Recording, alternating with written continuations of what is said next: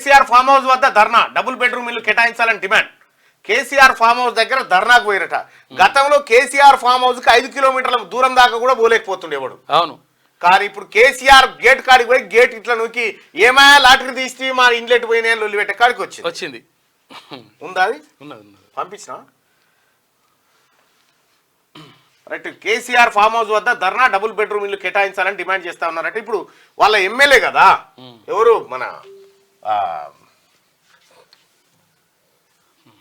వీళ్ళ MLA Gajwel MLA, వాళ్ళ MLA కాబట్టి ఇగో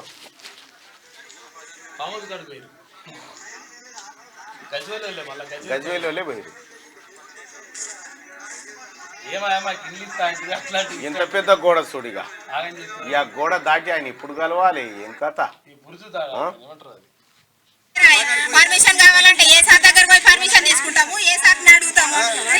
ప్రతాప్ రెడ్డి ఏ సార్ గజ్వేల్ నుంచి వచ్చినామని అంటే ఇంత విలువ కూడా ఇయ్యరా? మేము మనుషులే కదా అసలు. ప్రతి ఊరికి బెడ్రూమ్లు మంచిడు, మరి గజ్వేల్ ఏం పాపం చేసినామని ఎంతగానో మంది ధర్నాలు చేస్తాము, ఎంతగానో మంది తిరుగుతాము. చెప్పులు అరిగిపోతున్నాయి ఆఫీస్ లో చుట్టూ తిరిగి కలెక్టర్ ఆఫీస్ పోతే మీ గజ్వేల్ వేస్తే సిద్దిపేట రమ్మంటే ఆడిపోతే ఎంతగానో మరి సార్ తిరిగినా కూడా కింద కనకరమిశ్ర గేట్ కాడ వచ్చి నిలబడి 1-2 గంటలు అవుతుంది.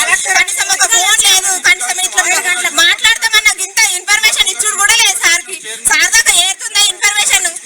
ఇప్పుడు ఎలక్షన్లు ఉంటేనేమో మమ్మల్ని నిలబడుతుంది, ఎలక్షన్లు ఉన్నాయి, ఎలక్షన్ కోడ్ ఉంది, ఇంతమంది ఉండొద్దు, అది ఇదని. ఇప్పుడు 1/2 అవర్ లో పర్మిషన్ ఇస్తానని చెప్పి మళ్ళీ ఇప్పుడు సార్ పంపించి ఇక్కడ నుండి వెళ్ళిపోండి అమ్మా, మీరు ఇంతమంది ఉండొద్దు అని చెప్తున్నారు. ఎట్లా? మేమేమన్నా ఆడ నుంచి ఇంత దూరం వచ్చింది మా కడుపు తిప్పలు చెప్పుకోనికే కదా.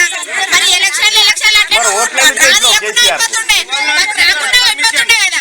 అసలు సీఎం గా గెలిచినప్పటి నుంచి మాకు ఏం చేసినావు? కేసీఆర్ గెలుస్తుందా లేదంటే ఈ సీసీ కెమెరాలు కాదు తెలివయా? ఎవరెవరు వచ్చారు, ఎంతమంది వచ్చారు అనేది లెక్క. కాళేశ్వరం కాడ ఏం జరుగుతుందో ఇంట్లో కూర్చొని తెలుసుకున్నాడు, మిమ్మల్ని తెలుసుకుంటాడు.